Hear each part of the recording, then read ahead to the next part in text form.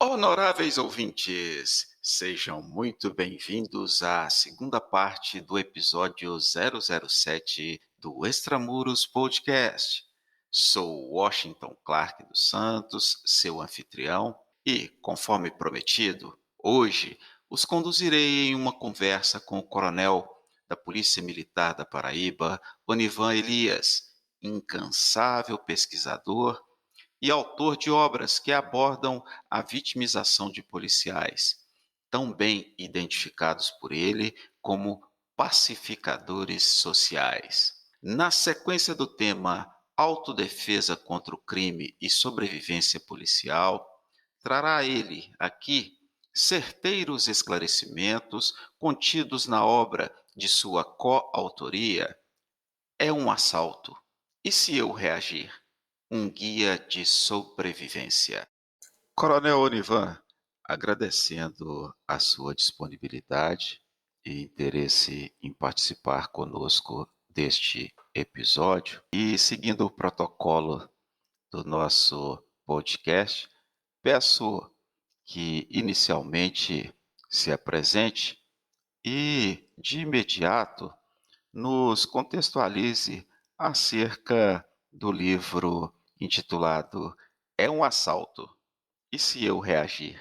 Um guia de sobrevivência. Olá a todos, sou o coronel da Polícia Militar do Estado da Paraíba, Onivan Elias de Oliveira. Ingressei na corporação em 1991, tendo a oportunidade, entre outras funções, ser o primeiro comandante do Grupamento de Ações Táticas Especiais, comandante da Companhia de Polícia de Choque, comandante do Centro de Pós-Graduação e Pesquisa, vice-diretor de Educação e vice-diretor de Gestão de Pessoas. E o livro É um Assalto e se eu reagir, um guia de sobrevivência, ele é fruto de uma pesquisa desenvolvida em equipe com o tenente-coronel Álvaro Cavalcante Filho e o cabo Valdomiro Bandeira de Souza Neto, em que a partir do ano de 2013 começamos a catalogar, sistematizar fatos ocorridos com policiais dos 27 estados, e o Distrito Federal, policiais militares, civis, federais,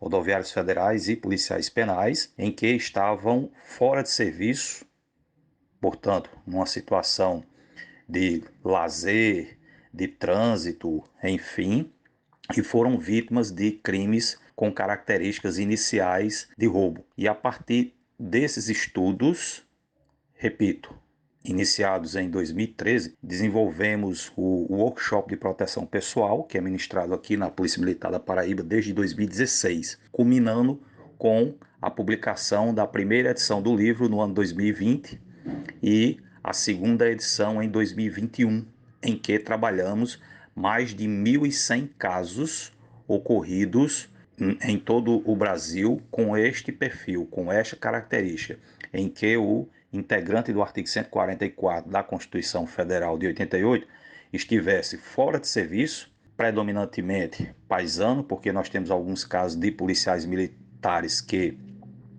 estavam uniformizados, porém fora de serviço. E em busca de um perfil dessas ocorrências é que culminou para, além do workshop de proteção, a publicação do livro com os nossos achados de pesquisa. E aí o livro traz os cenários também para além dos policiais, em que a vítima, independente de ser policial, estava em carro e reagiu armada, estava em motocicleta ou estava a pé, armada e também reagiu ao evento crítico. Então, em suma, é isso que trata o nosso livro, É um Assalto e se eu reagir, um guia de sobrevivência. Coronel, pela tua vasta experiência, o conhecimento necessário para que as pessoas não se tornem vítimas fatais se fundamenta tanto na prevenção quanto na defesa durante a perpetração da violência? Por quê? Tanto no nosso workshop de proteção pessoal quanto no próprio livro, é um assalto e seu reagir, um guia de sobrevivência, nós trabalhamos a conduta da vítima em 3 momentos. Antes do fato propriamente dito, ou seja, da abordagem criminosa, durante a abordagem criminosa e pós a abordagem criminosa. Nós investimos bastante na prevenção, na conduta proativa, na conduta preventiva e no que nós chamamos de leitura de cenário. Ou seja, a vítima, por exemplo, antes de entrar no seu carro, estando aí numa loja, num shopping, saindo da sua residência, saindo de algum prédio, enfim, ele passe a observar em volta do seu carro antes da entrada. Da mesma forma, ao chegar na sua residência, ao chegar no seu edifício, antes de entrar na garagem, dá uma observada se não tem pessoas estranhas nas proximidades. Então, isso é o que nós chamamos de conduta proativa, conduta preventiva, leitura de cenário.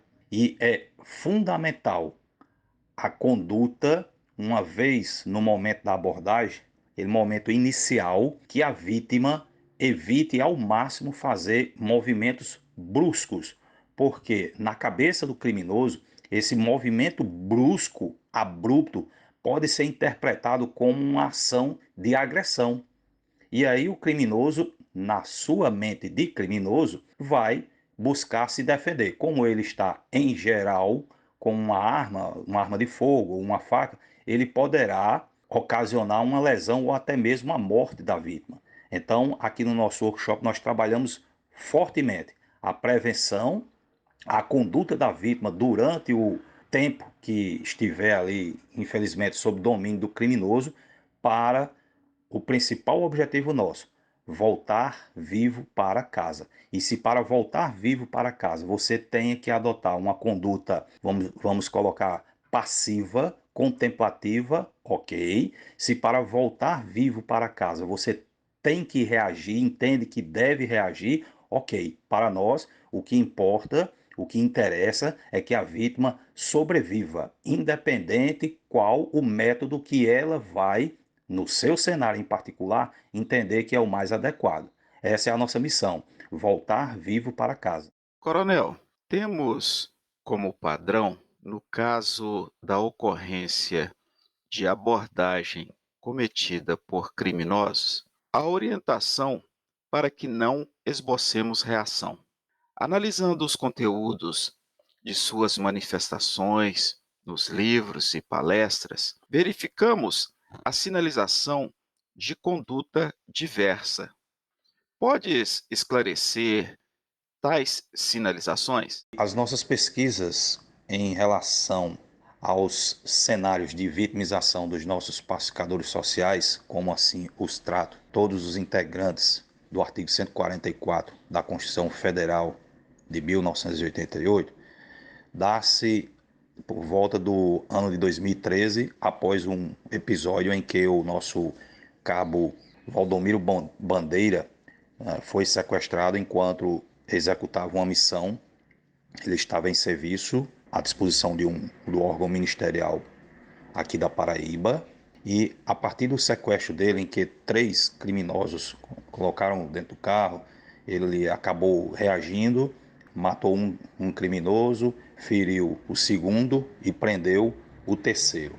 Então, a partir desse fato, nós começamos a ampliar, a investigar, porque o próprio Cabo Bandeira, embora seja faixa preta de judô, de jiu-jitsu, é competidor, é professor de artes marciais, já tinha participado de alguns confrontos armados quanto serviço policial militar. Ele mesmo trata de dizer que não se sentiu preparado para esse tipo de cenário, ou seja, estando sozinho, paisano e vítima desses tipos de crimes, notadamente o cenário de roubo. E disso decorre que começamos a catalogar casos, reportagens, entrevistas com policiais das várias forças, né, que também foram vítimas de crimes com características iniciais de roubo, estando fora de serviço, exclusivamente fora de serviço, em trajes paisanos, né, sozinhos ou com algum familiar, algum amigo, e começamos, né, a sistematizar esses dados do Brasil todo. via reportagens, né, nos vários websites, YouTube, redes sociais, e a partir da catalogação de uma série de casos, né, aproximadamente 1.000 casos que nós tínhamos catalogado, a partir do ano de 2016, instituímos aqui na Polícia Militar da Paraíba o workshop de proteção pessoal, que visa dar orientações, dar respostas, provocar inquietudes, provocar reflexões sobre as condutas que favorecem a sobrevivência da vítima, independente se ela é policial. O foco inicial do projeto foi o policial, estando fora de serviço. No entanto, nós ampliamos e agora o workshop ele trata de todo e qualquer cidadão brasileiro na condição de vítima de crime de roubo. Então começamos a desenvolver esse projeto que culminou no ano de 2020 com o lançamento do livro, na sua primeira edição, é um assalto e se eu reagir, um guia de sobrevivência, que agora já se encontra na segunda edição. E aí nesse sentido, nós, a partir do desenvolvimento da pesquisa, catalogamos mais de 1.100 casos nos 27 estados, né, Distrito Federal, exclusivamente com policiais fora de serviço, vítimas de crime de roubo, ou pelo menos com características iniciais de roubo. E aí acabamos constatando que a frase tão difundida, nunca reaja, ela por si só, esse tipo de conduta ou esse tipo de recomendação, por si só, não garantiram a vida ou não garante a vida das vítimas, independente inclusive de ser policial ou não. E aí começamos a aprofundar e chegamos a cenários distintos do que tão é enfatizado, apregoado, né, principalmente na grande mídia e por pessoas que não são verdadeiros estudiosos e pesquisadores do fato, que essa conduta simplória de nunca reagir já vai garantir que a vítima não seja ceifada a sua vida. E nós encontramos dados que nos autorizam a dizer que não é bem assim, não é exatamente dessa forma. Outros fatores contribuem para a sobrevivência ou, infelizmente, para a morte da vítima.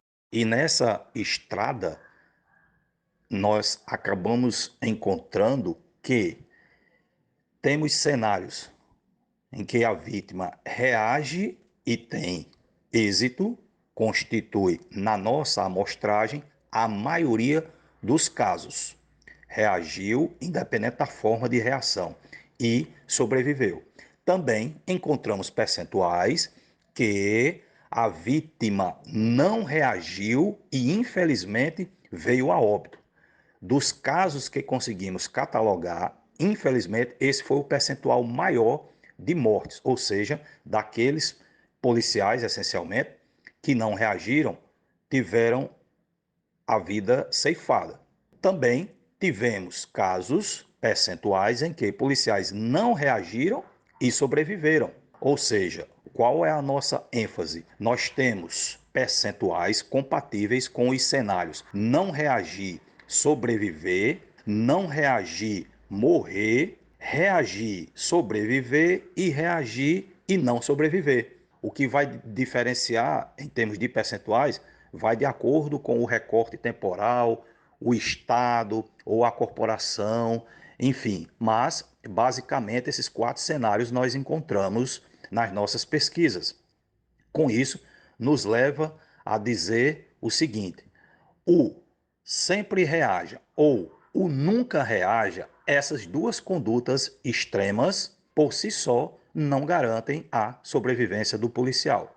Vou enfatizar: sempre reagir ou nunca reagir, por si só, não garante a sobrevivência da vítima, independente se ela é policial. E por fim, nós entendemos, junto com o Tenente Coronel Álvaro, que é o coautor da obra, e o Cabo Bandeira, ambos aqui da nossa Polícia Militar do Estado da Paraíba, que fatores a exemplo da sorte, preparo mental, treinamento prático e inversão da surpresa, ou seja, esses 4 fatores, eles contribuem para potencializar, aumentar as chances de sobrevivência da vítima. Reforço, independente de se essa vítima é um policial ou um cidadão comum, assim diríamos.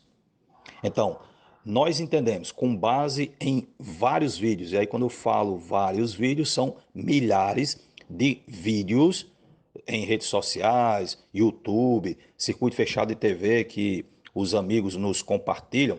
Nós começamos a analisar as condutas das vítimas e dos criminosos e chegamos a esse conjunto de 4 fatores: sorte, preparação mental, treinamento prático e inversão da surpresa, que ao nosso ver, ao nosso sentir, ao nosso sabor, potencializam a sobrevivência da vítima. Coronel, no tocante aos policiais, preponderantemente, acreditas que a capacidade de defesa e neutralização da ameaça está ligada também à qualidade do equipamento por eles utilizados? Em que percentual o treinamento ou capacitação contínua influencia na margem de sucesso para que estes pacificadores sociais retornem vivos para casa? Como falei anteriormente, tenho, eu diria, o privilégio de acompanhar toda essa evolução nos últimos 30 anos, nos treinamentos, nas capacitações, não só das polícias militares, mas até em virtude de ser instrutor da Força Nacional e também ministrar aulas para outras co-irmãs, constato e patenteio, né, a evolução não só dos treinamentos, das técnicas, das estratégias, bem como dos equipamentos. Basta considerar que lá em 1990, 91, raros eram as polícias ou os policiais que usavam colete balístico. Hoje vamos assim colocar, é obrigatório todos os policiais estarem de coletes balísticos. Então isso é uma evolução, como disse, nos últimos 30 anos, de forma bem significativa. E com a diversidade e a gama de cursos que as várias corporações, cada um dentro da sua esfera legal, institucional e de atividade fim promovem, tem trazido resultados significativos na questão da minimização dos riscos, principalmente em serviço. O nosso maior desafio no Brasil, que eu entendo hoje, é a vitimização policial fora de serviço. É de nitidez solar que, ao longo dos últimos 30 anos, notadamente nos últimos 5, 10 anos, nós temos uma diminuição bem significativa, por exemplo, da vitimização em confronto armado, tendo várias corporações chegado ao número de 0 casos por vários anos seguidos. Ao passo que, fora de serviço, infelizmente, nós ainda mantemos uma taxa, tanto taxa por grupo de 1.000 policiais quanto em números absolutos, ainda bem elevados. Então, no tocante à evolução, sim, é bem perceptível, tanto nos treinamentos quanto nos equipamentos. O que precisamos avançar ainda mais é a questão do policial estando fora de serviço. Naturalmente, ele estará sem os equipamentos de proteção, estará sem o apoio de um rádio HT, de outros colegas da equipe, ou seja, ele vai trabalhar sozinho. E aí nós temos que evoluir nesse quesito também, tendo em vista, reforço, reitero e repito, que na questão de em serviço, em equipe e equipado, nós sim, no Brasil, todas as corporações têm minimizado bastante os riscos e as vitimizações fatais dos nossos profissionais de segurança pública. Coronel Onivan, acreditas que, à medida em que o Estado melhor investe em equipamentos, estrutura, qualificação e condições de trabalho, menor a mortalidade em razão da atividade profissional? Tens exemplos de boas práticas nesse sentido? E quais as suas fontes para tais considerações? Eu costumo dizer em várias arenas de debate, de discussões, de reflexões, que é irmão siamês a disponibilização do bom equipamento, das estruturas de trabalho, boa remuneração, para que o profissional em segurança pública, né, o policial, ele esteja devidamente motivado, capacitado, qualificado para exercer o seu mistério. Então, isso é condição sine qua non para minimamente prestar os melhores serviços. Ao meu sentir, o que nós temos que trabalhar fortemente é o mindset, é o pensamento do policial.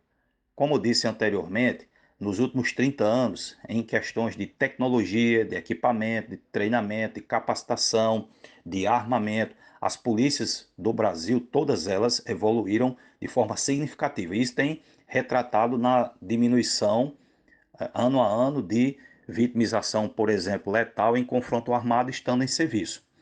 No entanto, ainda que tenhamos bons salários, bons equipamentos, bons armamentos e bons treinamentos, o fator conduta, o fator tomada de decisão, escolha de atitude a ser adotada, ela é intrínseca ao policial. Por mais que os instrutores, por mais que o Estado ofereça as condições logísticas, é o policial de per si que tem o condão de tomar a decisão de seguir aquelas orientações ou não. Em seguindo, e é o caso que nós temos visto nos últimos anos, diminui bastante os riscos, a possibilidade de vitimização. E, como disse, ao meu sentir, o equipamento ele é primordial, o salário é primordial, o treinamento é primordial, o armamento é primordial. Mas, ao meu sentir, para além disso, está na consciência, na conscientização das boas práticas do policial. É a decisão dele que vai fazer a diferença entre sobreviver ou, infelizmente, sofrer uma lesão ou até mesmo vir a óbito. Posso citar o exemplo aqui do estado da Paraíba, no caso específico, a Polícia Militar do estado da Paraíba.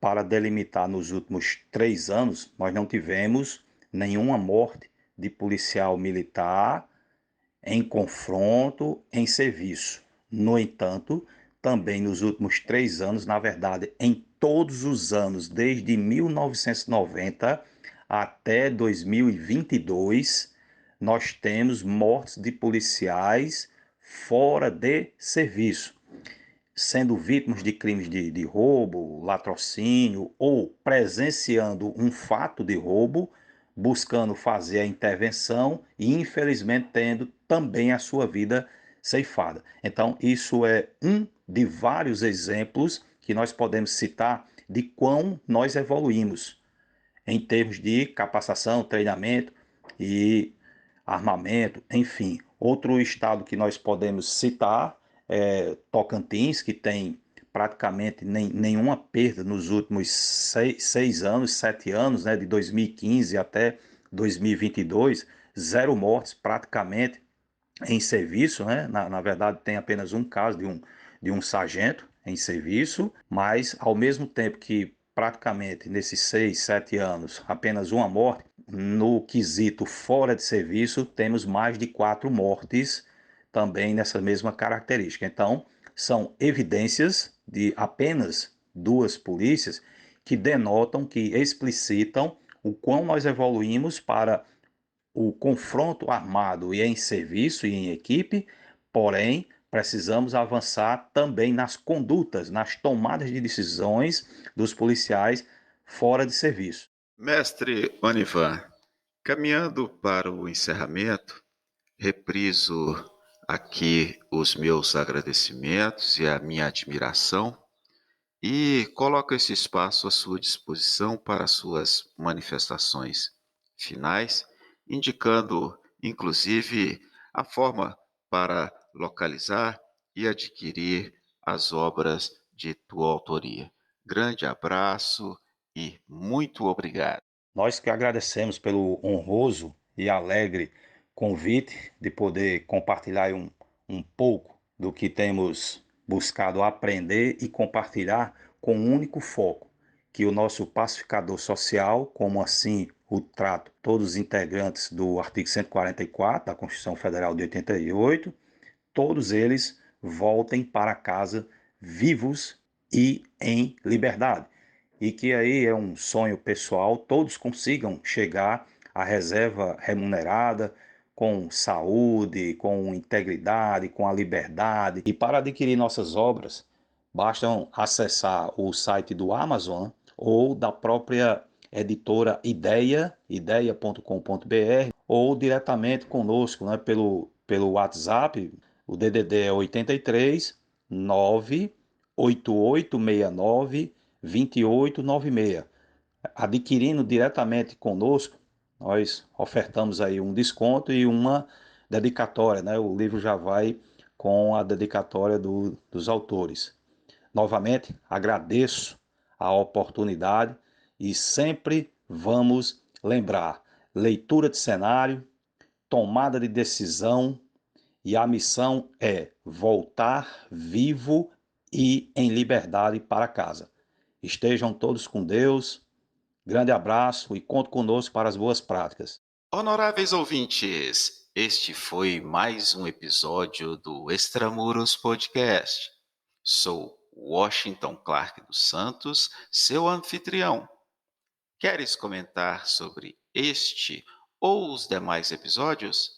Acesse www.extramurospodcast.com, Extramuros com H. Além de visualizar a todos os episódios, poderás, inclusive por áudio, tecer sugestões, críticas e também sinalizar a intenção de apoiar nossas publicações, preenchendo e enviando o formulário de contato. Será um prazer receber tua colaboração. Pela tua audiência, muito obrigado e até a próxima!